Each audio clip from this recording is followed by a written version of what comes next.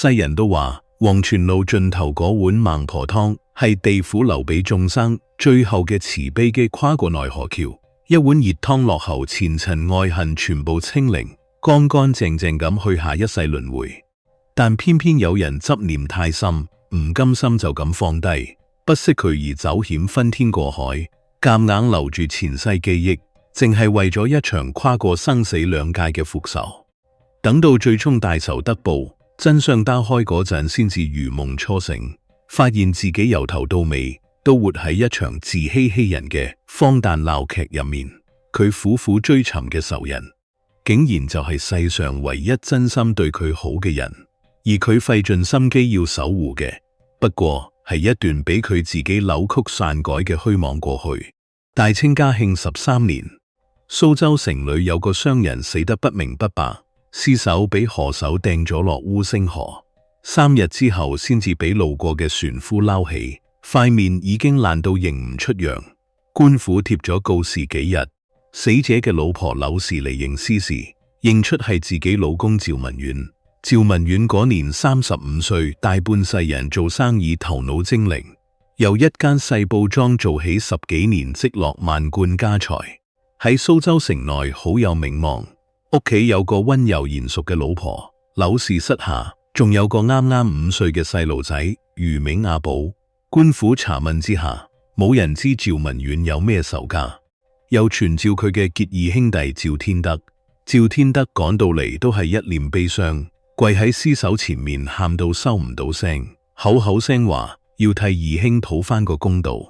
嗰陣蘇州城外流匪猖獗，成日都有商客途中遇劫嘅案子發生，官府查咗半個月都揾唔到更多線索，就草草以流匪劫殺結案，之後再冇人過問。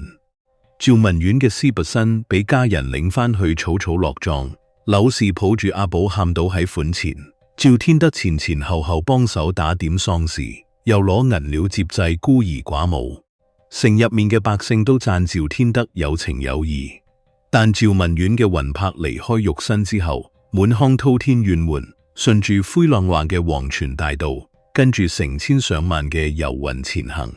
沿途全部都係同佢一樣嘅遊魂，個個面色灰白，死氣沉沉，冇人講嘢，淨係一片死寂。得趙文遠心口嗰團恨意不斷翻湧，一刻都唔肯平息。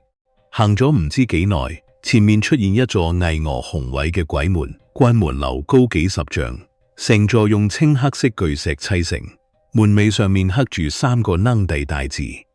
關前兩邊各有一尊巨大嘅獸形石像，蹲喺度，石像對眼幽幽咁閃住綠光，掃視每一個經過嘅亡魂守關嘅牛頭馬面，揸住鐵叉面，冇表情咁企喺兩旁。穿過鬼門關，眼前赫然出現一座規整森嚴嘅衙門。朱紅色大門大開，門楣上面緊住一塊黑底金字嘅牌匾。堂前一條長長嘅青石甬道，兩旁企住幾個揸住水火棍嘅鬼差，個個面色鐵青，目光冰冷。甬道盡頭係一張高大嘅烏木公案，案後面坐住判官，身穿大紅官袍，頭戴方冠，塊面清秀，對眼精光四射。案上面凸住一本厚厚嘅簿漆封皮，寫住生死簿3個篆字。無數亡魂排住隊依次入堂，跪喺案前聽候審判。判官揭開生死簿，核驗亡魂生平善惡，有啲判入人道輪迴，有啲發配畜生道，有啲打入地獄受苦。輪到趙文遠嗰陣，佢等唔切，判官開口就闊通一聲跪喺地下，聲嘶力竭咁嗌起冤嚟，話自己係俾結義兄弟趙天德氹圖家產，買通匪類落手殺害。判官只係冷冷搖頭，話萬事皆有因果輪迴，你陽壽本來就快到盡頭，呢場還過係你前世欠落嘅債，如今不過一命抵一命，並冇冤屈可言。趙文遠猛咁抬起頭，滿臉難以置信。判官將生死簿轉過半圈推到你面前，趙文遠挨近一睇，只見過一頁上面密密麻麻寫滿話頭小字前生。趙文遠本名張三，乃清河縣一名無賴賭徒，生性好懂10打9輸，欠落同縣富商周某白銀5000兩無力償還。周武俾呢筆債逼到傾家蕩產妻離子散，家破人亡。最後問罪處斬張三欠落呢條血債，此生便要償還，所以遭橫死，身首異處。趙文遠由頭到尾睇咗3遍，只覺得芳華到極，滿心淨係記得自己被害嘅痛苦同家產俾人搶走嘅不甘，唔肯接受呢套因果說辭，猛咁將生死簿推翻轉頭，把聲發晒抖話唔認，話前世嘅事同呢世無關，呢世從未害過人。判官搖搖頭，語氣平淡如水，話趙天德陽壽未盡，暫時唔會嚟呢度。陰司只管輪迴之事，陽間曹縣自有陽間律法裁斷。你若果放唔低，可以喺下一世再行處置，但所有因果最終都會翻到你自身。你且去奈何橋等候輪迴啦。話音剛落，2個鬼差行上前，二話不說就架起趙文遠，拖住佢往後堂去。趙文遠死命掹扎，但掹脫唔到半分，只能一路俾人拖住穿過幾重院落，照住遠處嗰座橫跨黃泉嘅灰石拱橋而去。奈何橋橫跨喺黃泉之上，橋下動浪滾滾翻黃，水色昏黃運動，隱約可以睇到無數掹扎嘅鬼影喺水面下面浮沉。橋身由灰白色巨石砌成，石面光滑冰冷，橋頭立住一塊石碑，上面刻住2行字：過咗此橋，前塵盡忘；飲咗此湯，往生安然求邊。設住一座簡陋嘅茅草棚，棚下面撐住一張陳舊嘅木台，台上面擺住一排青灰色嘅粗瓷碗。孟婆就坐喺台後面，一身素白長袍，銀白色長髮，整整齊齊咁觀喺腦後塊面做老，但對眼好清涼。佢手上動作冇停過，一碗接一碗咁舀湯，遞俾每一個經過奈何橋嘅亡魂。啲亡魂接過碗，麻木咁仰頭飲晒，眼神就由迷惘變成空洞，然後腳步輕飄飄咁跨過石橋，消失喺橋對面灰爐籠罩嘅深處。趙文遠俾人壓住，企喺排隊嘅遊魂入面，望住前面一個又一個魂魄。飲完湯藥之後，神情恍惚咁行過橋去，心頭焦灼到好似火燒。佢清楚記得判官嘅話，只要飲咗孟婆湯，所有過往就會全部消散，佢嘅仇恨，佢嘅不甘，佢對妻兒嘅牽掛，統統都會變成一張白紙。就喺佢俾鬼差推住向前行嘅時候，隊列側邊忽然無聲無息咁挨埋嚟一個瘦削嘅陰差。呢個陰差着住地府通用嘅皂色短袍，塊面狂箍冷黃，一雙眼睛卻異常靈活，滴溜溜咁轉透住一股精明使人嘅氣息。佢挨到趙文遠耳邊，壓低把聲話：客官心入面放唔低。趙文遠猛咁擰轉頭望住佢，目光灼灼咁問：你有辦法？陰差左右瞟咗一眼，見周圍嘅鬼差冇留意，又挨近咗半寸，把聲再低3分：有就係有，不過要俾啲代價。趙文遠幾乎係衝口而出：咩代價？你講，只要我做得到幾多都得。陰差伸出3根枯瘦嘅手指，慢慢捻咗捻，做咗個掃銀料嘅手勢。客官生前收埋喺城外破廟地底嗰筆黃金500両，仲喺度嘛？趙文遠心頭一震，呢件事佢從來冇同任何人提起過，連老婆柳氏都唔知。呢個素未謀面嘅陰差點會知道？佢目光警惕咁盯住對方，把聲都話埋：你點知㗎？陰差嘻嘻一笑，露出一口黃牙。地府入面做呢行買賣嘅多少都有啲門路，客官唔使理我。點知只問你一句：呢單買賣做唔做？趙文遠即猶豫咗3息，就咬一咬牙：做。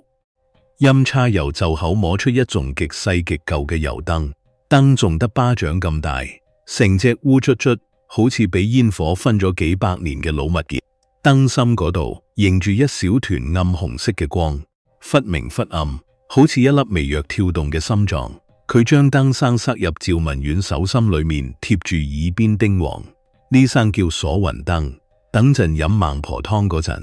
你將燈收埋喺橋邊嘅石罅入面，湯藥會沖刷記憶，但同一時間燈燭會灼燒你嘅神魂，以劇痛做代價，夾硬鎖住過往。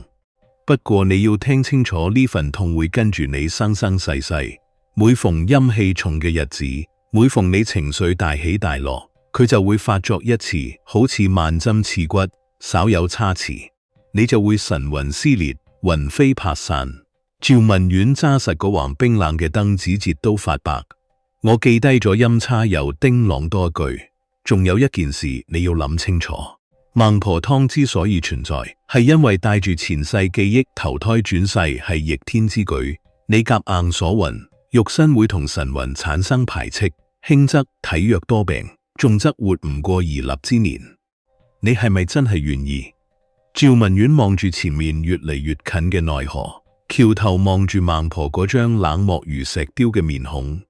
望住橋上面嗰啲飲完湯藥之後神情空洞，如同行屍走肉般飆過嘅亡魂，緩緩點咗一下頭。我願意，只要返到去，只要報到仇千刀萬吳我都認。佢低低頭將鎖魂燈靜雞雞塞入衫袖深處，跟住隊列一步一步向前行去。隊列好快就到咗橋頭，孟婆嘅動作機械而精準，一碗湯遞出去，一隻碗收回嚟，碗底永遠乾乾淨淨，一滴湯氈都唔流。輪到一個亡魂嗰陣，佢就會抬起眼掃視對方一瞬，然後緩緩遞過湯。碗輪到趙文遠嗰陣，佢耷低眼唔敢同孟婆對望，心跳快過打鼓，伸出嘅手微微發憤。孟婆將一碗滾熱嘅暗黃色湯藥遞到佢手中，目光喺佢臉上停留咗一瞬，然後就移開咗。趙文遠捧住隻碗，手心一片濕凍，佢死撐住鎮定，借住低頭飲湯嘅瞬間，用眼角餘光快速掃咗一眼，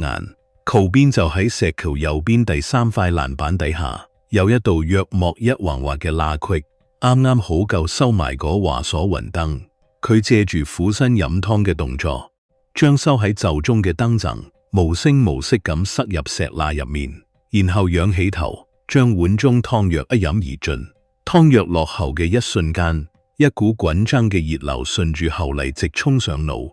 佢只覺得腦海入面喇一聲巨響，半生記憶好似決堤嘅洪水，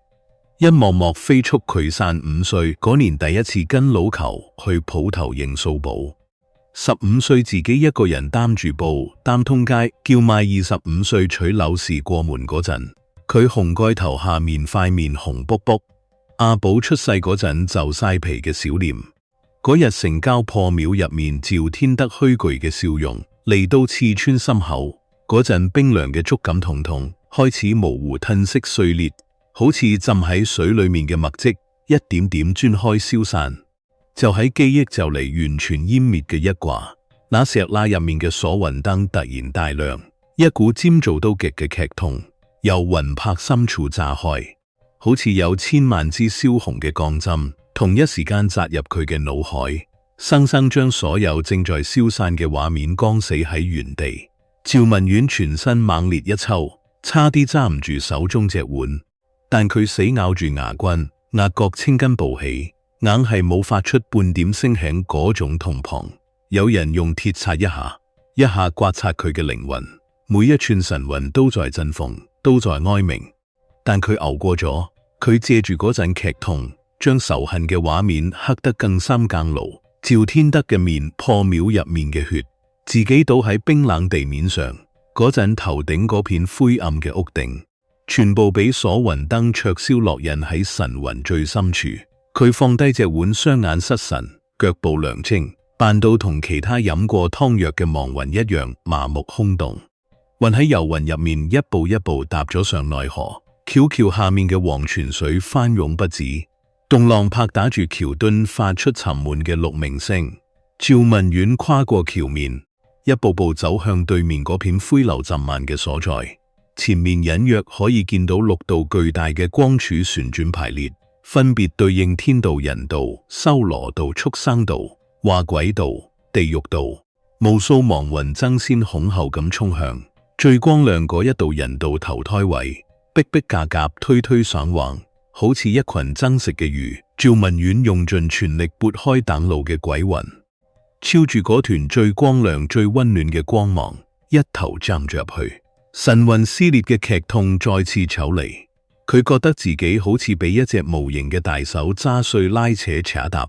喺無盡嘅光與暗之中翻滾墜落，耳邊係呼呼嘅風聲同燒遠模糊嘅人聲。鎖魂燈不斷灼燒住佢嘅神魂，一次又一次，唔俾佢喺墜落中昏厥同遺忘。唔知過咗幾耐，嗰陣天旋地轉，終於停歇，周身被一片溫暖潮濕嘅黑暗包裹住，耳邊隱約傳來一個女人痛苦嘅呻吟聲同接生婆急促嘅叫嚷。嘉慶13年中秋夜，蘇州富商徐員外嘅夫人誕下一名男嬰，接生婆抱住蠶寶中嘅嬰兒行出嚟，笑到見牙唔見眼，恭喜老爺係位公子。白雪雪肥嘟嘟喊聲又響又亮，將來一定有出息。徐員外小心翼翼咁接過蠶寶，低頭一望，蠶寶中嘅嬰兒皮膚皺到起晒咁，仲帶住胎脂，細細嘅拳頭揸得實一實。但徐員外冇留意到呢個初生嬰兒嘅一雙眼睛黑白分明，異常清亮，入面冇半分嬰孩該有嘅懵懂天真，只有一種講唔清道唔明嘅沉靜。嗰種眼神係屬於成年人嘅冰冷嘅審視嘅目光，嗰雙眼睛入面藏住兩世嘅沉重恨意，好似深冬寒潭，表面結咗厚厚一層冰，下面暗流橫橫，隨時會將人吞噬。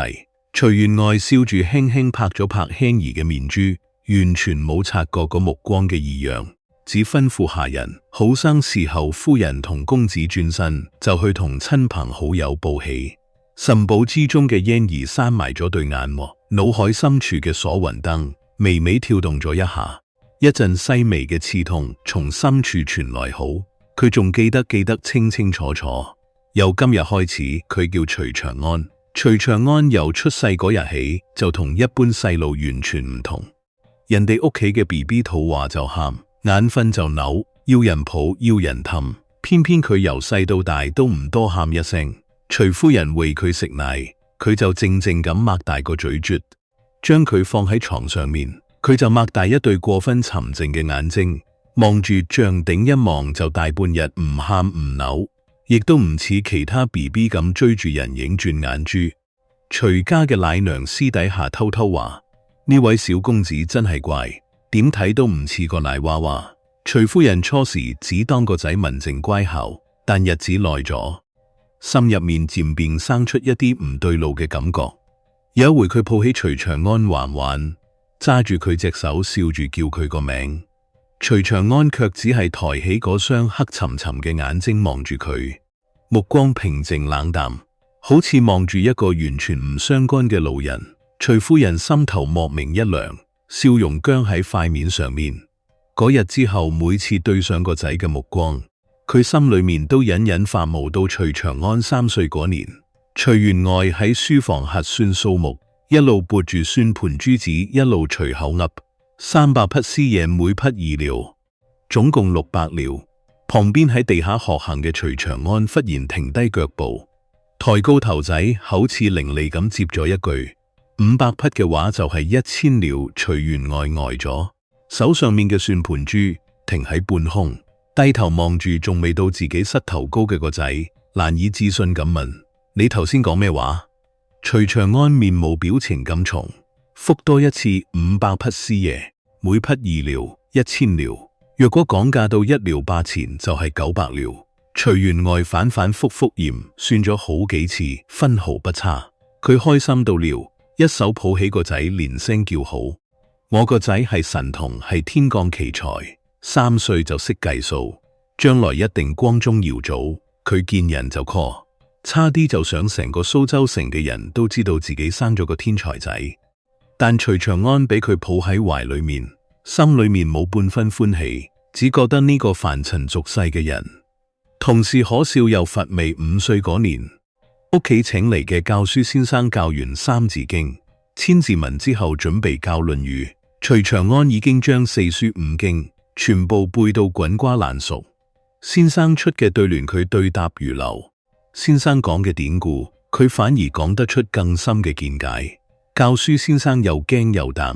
連聲話呢個細路唔係池中之物，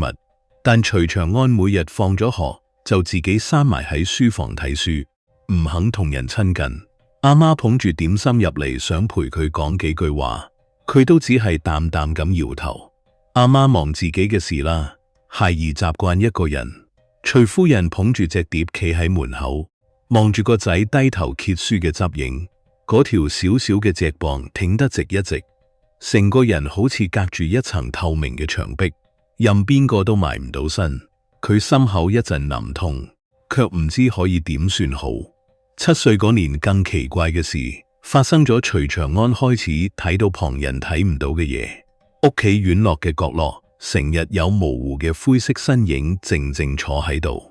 有一回佢經過祠堂門口，就見到一個着住舊式長衫嘅老者坐喺門窿上面，半透明嘅面容輪廓分明。老者望住佢點咗下頭，然後緩緩散去。街上面更加係成日有孤魂野鬼遊蕩，有啲冇咗一條手臂，有啲頸上面有一道深深嘅勒痕，有啲半邊頭硬凹咗落去，樣貌恐怖。普通細路見到呢啲場面，怕且會嚇到大喊。徐長安卻只係視若無睹咁行過，甚至有時會停低腳步，同嗰啲遊魂平靜咁對望幾息，然後繼續行路。啱啱嗰年，徐家請咗一個茅山道士嚟祈福驅邪。嗰道士住住一身杏黃道袍，手揸桃木劍，口裏面叮叮有詞，圍住徐家宅院又跳又舞，搞咗成個上晝，收咗徐家100兩白銀。徐員外夫婦虔誠咁焚香叩頭，滿心感激。道士捻住鬱鬚一臉高深莫測，得徐長安一個人企喺廊柱後面，冷眼望住嗰道士，身後緊緊跟住嘅3條女鬼身影，3個年輕女子嘅魂魄，披頭散髮，滿面血淚，身上滿布傷痕，伸出枯瘦嘅手指指住道士嘅背脊，發出無聲嘅哀泣。徐長安由廊柱後面行出嚟，把聲唔大，但清清楚楚。阿爹，佢係騙子，滿堂寂靜。道士面色一變，強笑話：少公子講笑啦。貧道修行幾十年。徐長安打斷佢，語氣平淡到好似講緊今日天氣唔錯。你身後嗰3個女人係你殺嘅，着綠裙嗰個，你推佢落山崖；着紅衫嗰個，你落毒毒死佢。最後嗰個最細嘅，佢死嗰陣，你跟住佢條頸，佢條頸上面到而家仲有你嘅手指印。道士嘅面色瞬間煞白，桃木劍崩啷一聲跌落地，嘴唇劇烈猛抖，一個字都講唔出。佢猛咁轉身想衝出門外，但因為慌張過度，一頭撞喺門柱上面，額角爆開一道血口，當場暈咗過後。徐員外嚇到即刻報官，官府衙役趕到之後鎖走咗嗰道士，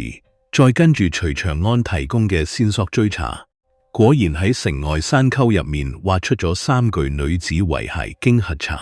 嗰道士正係朝廷通緝多年嘅連環殺人犯，身上背住3條人命，一直收埋身份，周圍行騙。消息傳開蘇州城羅洞，人人都話徐家小公子係天上下凡嘅神仙。徐員外夫婦又驚又怕，連夜請咗高僧嚟為個仔作法驅邪。徐長安配合住做完法事，心底只覺得凡人愚昧可笑。佢根本唔使驅邪，佢自己就係呢個世上最唔乾淨嗰個人。10歲嗰年嘅一個夏夜，月明星稀，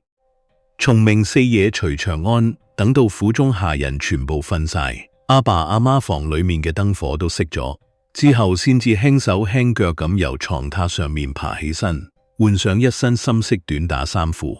將一柄小鐵凳用布包好掕喺背脊，無聲無息咁爬過徐府後院嘅高牆，一個人摸黑出咗城。佢沿住荒草水生嘅野徑走咗10幾里路，嚟到一座早已荒廢多年嘅破廟前面。荒廟殘破不堪，圍牆冧咗大半，屋頂嘅瓦片甩咗7、8成幾棵歪脖子，老槐樹由牆罅入面生出嚟，字橫七耙八，喺月光下投出張牙舞爪嘅黑影。廟門早就唔知去咗邊，剩翻半截腐朽嘅門框。徐長安跨過滿地碎石瓦蓮字，行到正殿佛像後面第3塊鬆動嘅地灑前面，踎低身，用鐵坤一點一點掘開泥土，掘咗大約3尺深。鐵坤撞到啲嘢，傳嚟一下沉悶嘅金屬碰撞聲。佢伸手落去摸索，摸到一片冰冷嘅硬物，用力一撬一隻半舊嘅鐵皮箱，露出土面箱好重。佢用咗好大氣力先拖得上嚟揭開箱蓋，裏面整整齊齊咁碼住黃澄澄嘅金軸，喺月光下泛住溫潤嘅暗光。500兩黃金分毫不少。佢踎喺荒廟入面望住呢啲黃金，心中冇起色，只有一種冷到入骨嘅踏實。有咗呢筆本錢，佢就可以正式出手啦。返到徐家之後，佢藉口話夢見祖先託付經商之道，開始插手家中生意。徐員外本來只當細路仔亂講，但徐長安隨口講出嘅幾條商道走勢，後來竟然一一應驗。佢預判江南會有水災，提早恨阿爸囤積糧食。第2年果然大雨連日落咗幾日幾夜，河水暴漲，糧價飛升。徐家高價鋪售存糧，賺到白銀5000兩。佢又搶先一步同朝廷採辦官員搭上關係，話斷咗官用私冶嘅供貨渠道，獨佔大單。之後再經一位早年落南洋經商嘅遠房表親，開拓咗海外茶別同瓷器嘅微翼路線。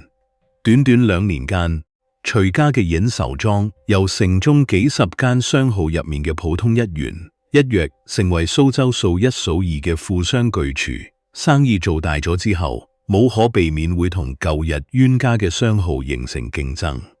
徐長安喺城東趙家中莊對面另開咗一間鋪面，鋪名長安布莊，裝修比趙家更架勢，貨品更齊全，價錢刻意壓低2成，半年之內，趙家嘅客源流失大半，商路斷晒，銀鳥周轉唔靈，唯有典當鋪面地賣存貨勉強支撐。趙天德派人打探，得知對家東家只係一個12、13歲嘅少年，起初並冇放喺心上，知道係徐家老一輩喺後面揸旗。但後來佢幾次出手反擊，都俾徐長安提前算到並化解，佢先至慢慢意識到呢個少年唔簡單。趙天德設下一計，放出風聲話朝廷要採辦10萬兩白銀嘅私冶，數目大到引到蘇州各大商號爭相囤貨。徐長安果然傾盡家底囤積咗大批私冶，連嗰500兩黃金都全部掟咗入去。但等啲貨全部積喺倉庫入面，採辦嘅消息卻忽然作廢。原來係趙天德買通官府放出嘅假消息。徐長安一夜之間試咗3萬兩白銀，元氣大傷。嗰晚徐長安一個人坐喺書房入面，供住發噴嘅太陽穴，忽然一陣劇痛由頭頂炸開，鎖魂燈發作啦。佢蹲住頭縮埋喺凳上面，眼前閃過趙天德嗰張虛攰嘅笑面，耳邊彷徨又響起嗰日破廟入面利刀破風嘅聲響，佢恨到差啲咬碎成棚牙。佢終於明白自己嘅記憶只停留喺被害之前，之後嘅世事發展，佢一無所知，終究算唔得萬全。單靠前世嘅記憶同今世嘅重名仲未夠，佢仲有一張底牌未喐。蘇州城內幾百年嚟積落無數無主，孤魂有戰亂嗰陣死喺城外嘅無名士兵，有瘟疫入面生生嘅流民，有俾人害死冤屈未雪嘅枉死鬼，有孤苦終老冇人拜祭嘅遊魂。佢哋漂泊喺街頭巷尾、廢棄宅院、破廟荒墳之間，冇人供奉香火，冇人消化紙錢，驅寒交迫，形容枯槁，只靠偶爾路過嘅行人無心攤落嘅供品勉強為生。徐長安以香火紙錢、金銀冥器做籌碼，喺夜晚逐一揾上呢啲遊魂，同佢哋立下契約，替佢日夜監視趙府動靜，隨時回報趙天德嘅一舉一動。嗰啲遊魂有咗香火供養，就好似餓鬼見到美食咁爭相應允。從此趙府內外都布滿咗徐長安嘅眼線。趙天德朝早食咗咩，見咗咩人，鋪頭入咗幾多貨，幾時出門，幾時歸家事，無大小全部落喺徐長安耳中。與此同時，徐長安驅使鬼魂喺趙府入面製造，種種異象夜半三更空無一人嘅走廊上面，忽然響起沉重嘅腳步聲，由遠而近，去到門前又戛然而止。碗碟無端端自己碎裂杯，仲喺台上面莫名滑動跌落。床頭憑空出現暗紅色嘅手掌印。趙天德晚晚噩夢同身，夢見一個睇唔清面容嘅男人揸住尖刀一步一步向佢逼近刀尖，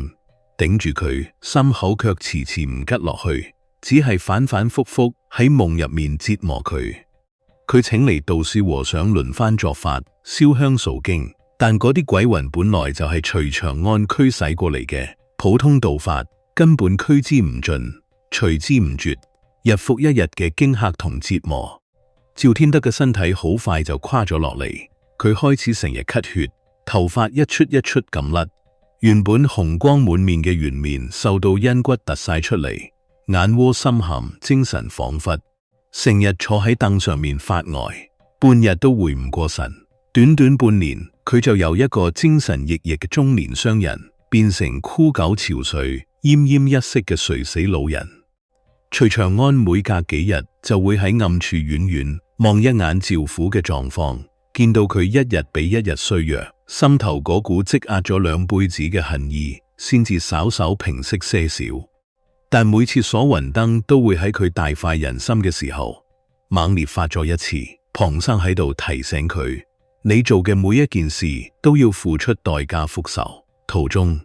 徐長安喺城外一間香火鼎盛嘅寺廟入面偶遇咗一個女子。嗰日佢正喺大殿前面焚香，心不在焉咁諗住下一步點樣徹底擊垮趙家。膝頭嗰陣無意中瞥見廊下面企住一個素衣女子，女子大約17、18歲，塊面清秀溫軟，眉眼彎渾，正踎喺石級前面餵一隻瘦到得棚骨嘅野貓。佢動作好輕柔，嘴角帶住淺淺嘅笑意下，揸嘅陽光由廊環拉隙落嚟，碎金一樣爛喺佢髮頂同肩頭上面。徐長安嘅腳步忽然停咗落嚟，佢嘅目光落喺女子嘅眉眼之間，心口好似俾人狠狠撞咗一下。太遲啦！佢嘅眉眼，佢嘅輪廓，佢低頭嗰陣髮絲垂落嘅角度，都好似佢前世嘅老婆柳氏。佢企喺殿前嘅香火煙冷入面，望住呢個素未謀面嘅女子，心口一陣揪緊揸香嘅手指，微微用力，幾乎將竹棱揸斷。佢派人暗中打聽，得知個女子叫林晚，係趙天德收養嘅兒女。趙天德早年冇仔女，喺街頭見呢個妹仔，可憐就帶返屋企馬大，對佢好似親生一樣。林晚乖巧懂事，性情溫順，係趙府上下都中意嘅人。李治話俾徐長安知，佢應該利用林晚，佢係趙天德最親近嘅人，刺探趙家內情最為方便。若果可以氹到佢傾心，趙家嘅一切就等同攤開嘅書卷任佢翻閱。但每次同林晚相處，佢心底嗰股冰冷嘅恨意都會淡去幾分。佢講嘢輕聲細語，笑起上嚟眼尾微微彎起。冬天會親手奉咗暖手爐送俾佢，夏天會煲咗消暑嘅酸梅湯，託人帶到佢鋪頭。佢唔知徐長安嘅真正身份，唔知佢對自己義父懷住幾深嘅仇恨，只當佢係一個普通嘅好心公子，真心真意咁對佢好。徐長安望住佢捧嚟嘅湯碗，心頭嗰股儲咗10幾年嘅戾氣會短暫咁鬆散開嚟，好似冰面裂開一道罅，底下有溫熱嘅泉水湧上嚟。但每到夜深人靜，鎖魂燈就會劇烈發作，痛到佢喺床上面打滾翻騰，滿頭冷汗，好似有一雙無形嘅手伸入佢嘅頭環深處，將嗰啲仇恨嘅記憶重新翻減出嚟，一下一下提醒佢，趙天德殺咗佢，搶咗佢嘅家，害到佢嘅妻兒孤苦無依。佢唔可以忘，唔敢忘。佢一邊借住林晚嘅情誼，步步進逼摧毀趙家，一邊喺每一次同佢相見嗰陣，深陷情感嘅矛盾入面，嗰粒被仇恨冰封咗10幾年嘅心，正被一點一點咁融化。但越融化，鎖魂燈燒得越烈，痛得越深。1年之後，趙家徹底敗落，錢莊倒閉，鋪面查封，大宅俾債主抵咗大半。趙天德病囚喺床上面已經講唔出一句完整嘅說話。徐長安一個人踏入破敗嘅趙府，穿過滿地落葉嘅空嘥庭院，推開趙天德睡房嗰扇吱呀作響嘅木門，行到床前。趙天德瘦到得返棚骨，面色灰白如紙，呼吸微弱。聽到腳步聲，佢緩緩暈開暈到嘅雙眼，睇清楚離人嘅面孔嗰陣，乾裂嘅嘴唇喐咗喐，好似想笑又好似想喊。徐長安居高臨下咁企喺床邊，俯視住呢個折磨咗佢兩輩子嘅仇人，一字一句咁講出自己嘅身份。趙天德，你可仲記得趙文遠？我就係佢。我返嚟啦，嚟討當年嗰筆血債。佢以為會見到趙天德驚恐求魂嘅樣，但趙天德只係沉默咗好耐，然後用盡全身力氣抬起一隻枯瘦嘅手，用艾衛咁由枕頭下面摸出一封泛黃嘅信，同一本舊到道邊嘅數簿，遞到佢面前。徐長安接過嚟，抖開嗰封搭得整整齊齊嘅信紙，拋開一睇，嗰封係血書。信紙上面暗褐色嘅字跡已經發黑，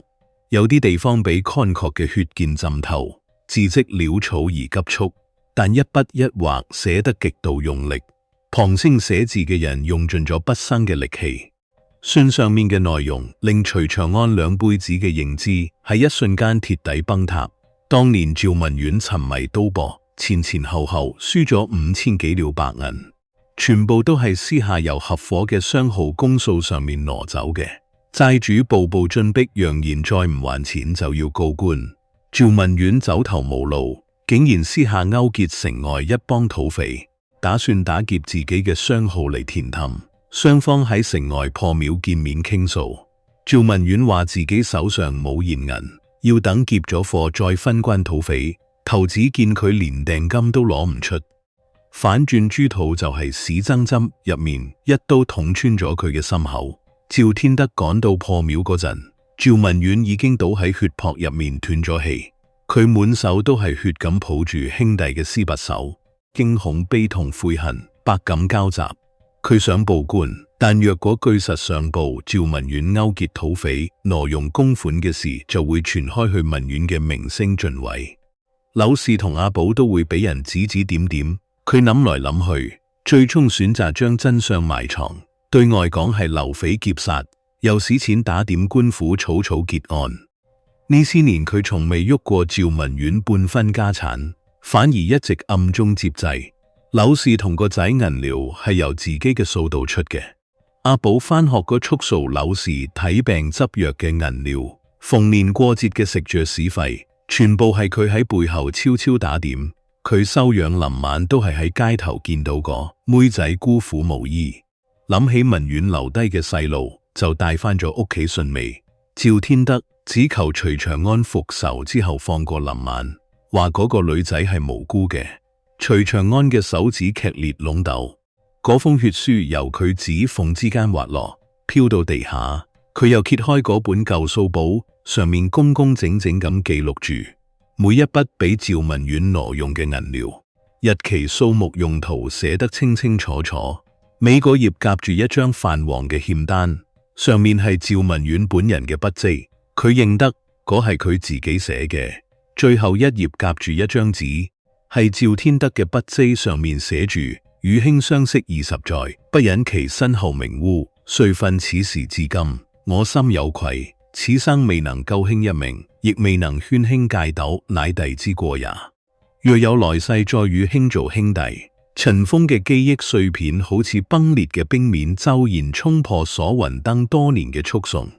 嗰啲俾佢刻意篡改、埋藏遺忘嘅真相湧入腦海，從來唔係趙天德貪財害命，係佢自己嗜賭成性，挪用公款，對而走險，引火燒身。佢親手害死咗自己，卻恨咗人哋兩輩子。徐長安猛地跪倒喺地下，雙膝砸喺冰冷嘅地生上面，發出一聲悶響。佢擘大個嘴想喊出啲咩，卻發唔出半點聲音。後嚟好似俾啲嘢死死控住，鎖魂燈喺佢腦海入面瘋狂灼燒，比以往任何一次都要劇烈百倍。好似要將佢嘅神魂生生撕裂成碎片。佢抱住頭喺地下翻滾下球，撞喺床腳上面，鮮血順住面攰淌落嚟，模糊咗視線。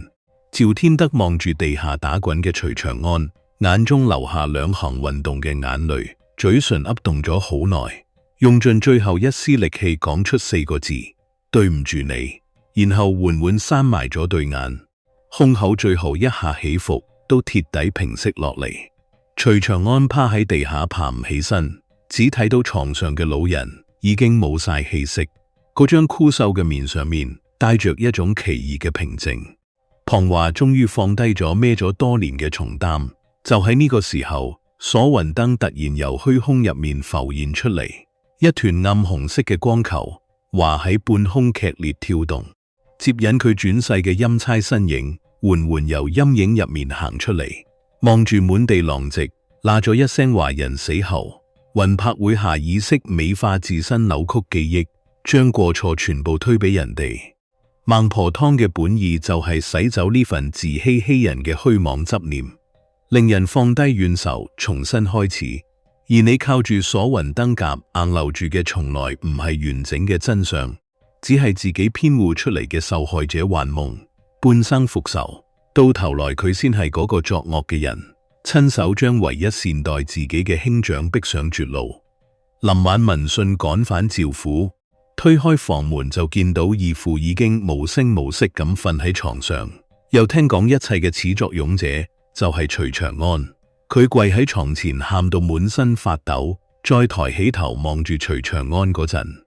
眼底嘅溫柔全部化做失望同厭惡。佢抱住趙天德冰冷嘅身體，一字一句話：你走啦，由今日開始我唔想再見到你，從此與佢再無相見。巨大嘅悔恨同陰陽秩序嘅失衡，令徐長安嘅肉身開始迅速衰敗，活人身上不斷浮現出暗紫色嘅絲那般肌膚，逐步腐爛，散發出陣陣惡臭，連指甲都開始發黑脫落。呢個就係夾硬扭帶記憶轉世擾亂輪迴嘅天塵。徐員外夫婦聞訊趕到，跪喺佢床前喊到撕心裂肺，唔理佢身上嘅惡臭，將佢緊緊抱喺懷入面，細數16年養育嘅點滴，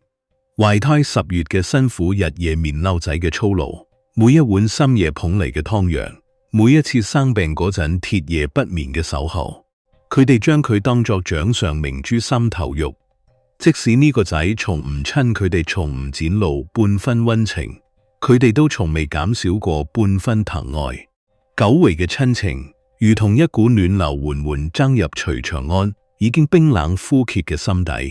積聚咗2輩子嘅戾氣怨毒同仇恨，俾嗰份溫柔而堅定嘅力量一點點融化。鎖魂燈由佢魂魄入面脫落，現浮喺半空，暗紅色嘅光越嚟越微弱，最後徹底熄滅，化作一縷青煙消散。兩世仇恨虛妄記憶陰間見聞，如同沙塔一般陸然崩塌。孟婆湯嘅虛影浮現喺半空，陰差嘅聲音再次響起話：飲咗就可以清空所有執念，安穩離去，唔使墜入無間地獄。徐長安抬起手接過嗰碗虛幻嘅湯影，仰頭一飲而盡，再次摳開眼嗰陣，眼底深沉嘅滯生全部褪去，剩翻少年人嘅茫然純粹。腐爛嘅肉身亦喺嗰一瞬間恢復如常，皮膚重新變得光滑乾淨。佢望住床邊落淚嘅父母，真心實意咁開口叫咗一聲阿爹阿媽。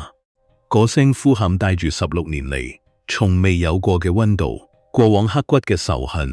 剩翻一場模糊不清嘅噩夢，記唔清面目，亦諗唔起緣由，只覺得心口有一塊重石終於落地。自此徐長安褪去神童嘅光環，失去未卜先知睇到鬼魂嘅能力，變得平凡普通，不再異於常人，卻活得自在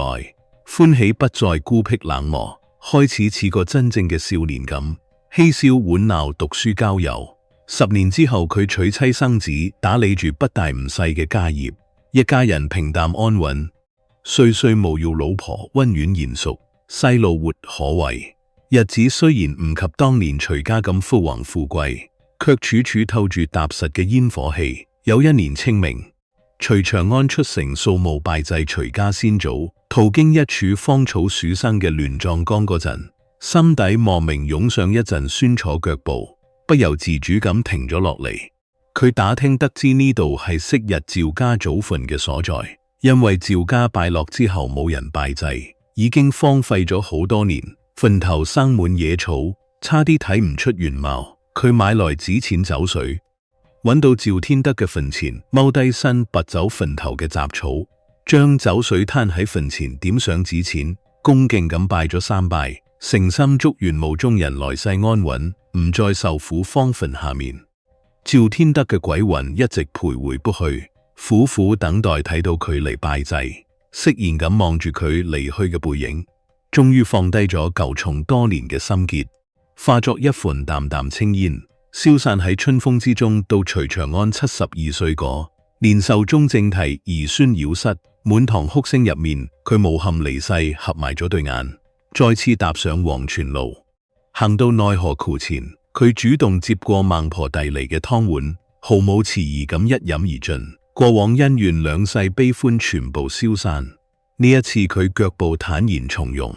向住六道輪迴緩步行去，再唔需要任何一盞燈替佢留住任何一段過往。世間道理從來都係執念困人，仇恨自生。沉迷過往不如惜取當下。你以為係人哋欠你嘅，到頭來往往係你欠自己嘅。放低唔係認輸，而係解脫；原諒別人，最終亦都係放過自己。